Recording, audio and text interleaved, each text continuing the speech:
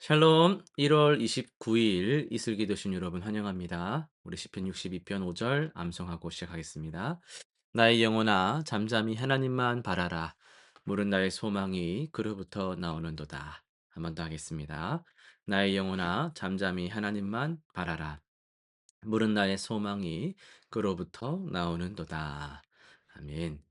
예, 오늘은 출애굽기 34장에서 37장까지 말씀을 우리 함께 통독합니다. 34장은요, 금송아지 사건 이후에 하나님께서 모세를 다시 시내산으로 부르십니다.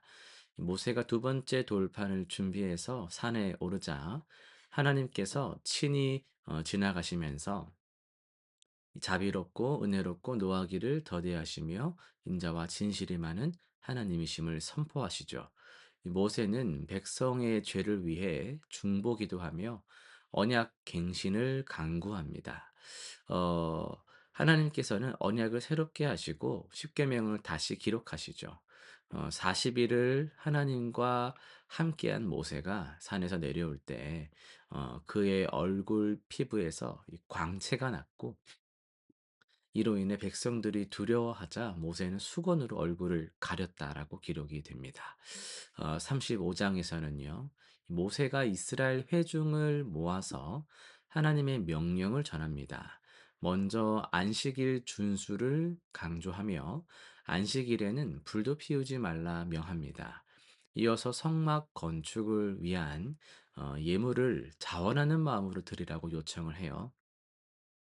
이 백성들은 감동하여서 금, 은, 동, 그리고 뭐 각종 보석, 실, 가죽 등을 이 풍성히 가져옵니다. 지혜로운 마음을 받은 여인들은 실을 짜고요. 족장들은 귀한 보석들을 가져오죠. 하나님께서 브살렐과 오홀리압을 지명하셔서 이 성령과 지혜와 총명으로 이 충만케 하셔서 이 성막 건축의 모든 일을 맡기십니다. 36장에서는요, 브살렐과 오홀리압을 비롯한 지혜로운 자들이 이 성막 건축 작업을 시작합니다. 백성들이 아침마다 자원하는 예물을 계속 가져오자 일꾼들이 모세에게 백성들이 너무 많이 가져와서 여호와께서 명령하신 일에 쓰기에 좀 남습니다라고 보고를 하죠.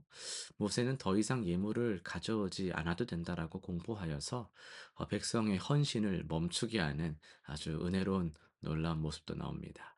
이후 성막의 뭐 휘장, 뭐 널빤, 뭐 띠 등 뭐 그런 것들이 하나님께서 모세에게 보이신 그런 뭐 뜻대로 정확하게 제작이 됩니다.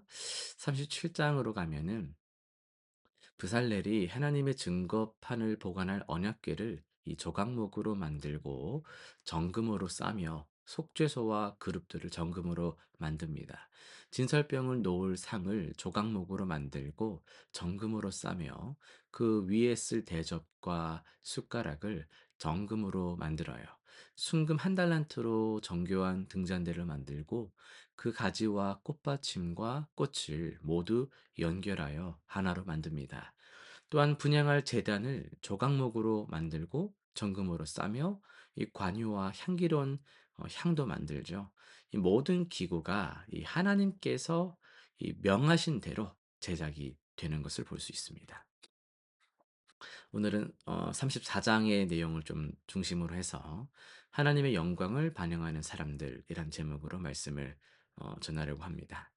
어, 금송아지 사건으로 언약이 깨어진 후에 이스라엘 백성은 불안과 두려움 속에 있었어요. 하나님의 진노가 임할지 아니면 여전히 함께 하실지 알 수가 없었습니다. 그때 하나님께서 모세를 다시 시내산으로 부르셨습니다. 이 돌판을 다시 준비하라. 이 명령은 단순한 깨졌으니까 재작업해야지 이런 차원을 넘어서서 하나님께서 관계 회복을 원하신다라는 놀라운 그런 은혜의 신호였다라고 할 수 있습니다. 산 위에서 하나님께서는 모세 앞으로 지나가시며 친히 선포하셨죠. 여호와라 여호와라 자비롭고 은혜로우며 노하기를 더디하고 인자와 진실이 많은 하나님이라. 여러분 이 선포는 구약 전체를 관통하는 하나님을 이해하는 데의 그 핵심이라고 할 수 있습니다. 자비롭다라는 이 단어는요. 어머니의 그 자궁을 뜻하는 단어에서 이렇게 나온 파생된 뜻 단어거든요. 자식을 품은 어미의 그런 애끓는 긍휼, 이것이 하나님의 성품의 본질이다라는 거예요. 은혜롭다라는 말은요. 마땅히 받을 자격 없는 자에게 베푸시는 넘치는 호의라는 뜻이거든요. 그리고 노하기를 더디하다라는 것은요. 좀 재미있는 뜻이 담겨져 있는데, 이게 노하기를 더디하다라는 거는 원문으로 보면 이 코가 길다라는 표현인데요. 이게 무슨 말이냐면, 이게 우리가 막 만화 같은 거 보면은 성을 낼 때 하면서 막 콧김을 막 내뿜는 거 나오잖아요. 근데 코가 길다란 말은 그 코가 너무 길어서 분노가 나오는데 오래 걸린다. 분노가 쉽게 나오지 않는다. 뭐 이런 그 생생한 비유가 담겨 있거든요. "노하기를 더디한다."라는 단어에 그런 뜻이 담겨 있습니다. 그러니까 하나님께서는 왜 이렇게 당신의 성품을 구체적으로 설명을 하실까 생각을 하게 됩니다. 금송아지를 만든 백성을 보면서 하나님 진노하셨죠. 질투하시는 분이니까요. 그것이 하나님의 본성은 또 아니었거든요. 그래서 이스라엘 백성들이나 또 모세가 하나님의 그런 진노를 보면서 하나님에 대한 인식이 그렇게 끝날까 봐, 그것이 끝이 아니라고, 그것이 하나님의 본성이 아니라는 것을 알리시고 이렇게 좀 전달하시기 위해서 하나님의 본심은 심판이 아니라 회복에 있다. 정죄하는 게 아니라 용서하는 데 있다라는 걸 알리시려고 이렇게 상세하게 알려주시는 겁니다.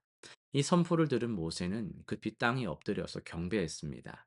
주여, 내가 주께 은총을 입었거든 원하건대 주는 우리와 동행하옵소서. 이렇게 구절에서 말을 하죠. 모세는 알아요. 백성들이 완악하다라는 것을. 그걸 인정하면서도 또 이제 그걸 또 관점을 바꿔 가지고 바로 그렇기 때문에 "하나님이 동행하셔야 됩니다."라고 강구하는 거거든요. 40 일을 하나님과 함께한 모세가 산에서 내려올 때 그의 얼굴에서 광채가 났습니다. 그걸 모세는 거울을 뭐 없고 하니까 자기는 몰랐어요. 그런데 하나님의 영광을 가까이서 본 사람들은 그 영광을 이제 반영하게 되거든요. 이 마치 이 달이 태양빛을 받아서 밤을 비추는 것처럼 모세는 하나님의 영광을 받아서 백성을 이제 비춘 거예요. 모세는 몰랐지만 백성들이 그걸 보고 두려워하거든요. 그래서 모세는 수건으로 얼굴을 가렸지만 또 하나님께 나아갈 때는 수건을 벗었습니다. 사도 바울은 이 장면을 좀 깊이 묵상하면서 고린도후서 3 장을 기록했어요.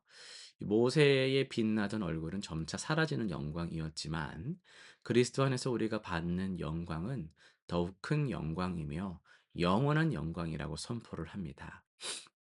그리스도 안에서 우리는 더 이상 수건으로 가려진 영광이 아니라 성령으로 말미암아 날마다 새로워지는 영광을 경험합니다. 예수님께서는 너희는 세상의 빛이다라고 선포를 하셨잖아요.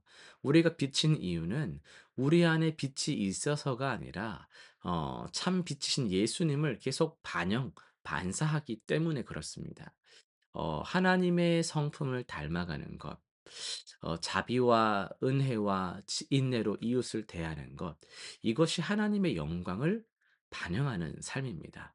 모세가 하나님 앞에서 수건을 벗었듯 우리도 매일 하나님 앞에 나아가 그분의 말씀을 묵상하고 기도할 때 영광이 더해지는 거예요.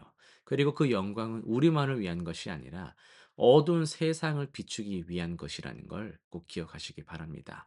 자비롭고 은혜로우신 하나님을 닮아가는 우리 모든 성도님들 되시기를 소원합니다. 실천사항 세 가지 정리해 볼 텐데요. 매일 아침 출애굽기 이 34장 6 절과 7 절을 좀 암송하실 수 있으면 하시면서요. 하나님의 성품을 좀 우리가 올바르게 기억하고 묵상하면서 그 성품을 닮아가기를 기도해 보시길 바랍니다.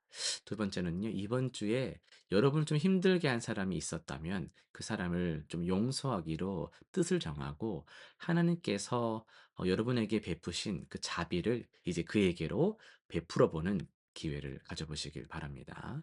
세 번째는요. 하루 15분 이상 성경 읽고 기도하는 시간을 좀 정해 보세요.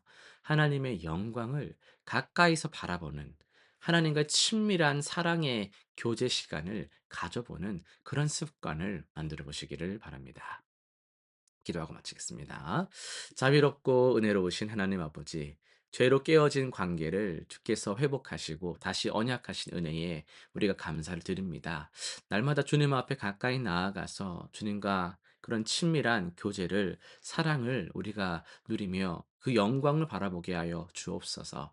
그 영광을 세상에 반영하여서 세상이 빛된 삶을 살아가는 주님의 제자들이 되기를 기도합니다.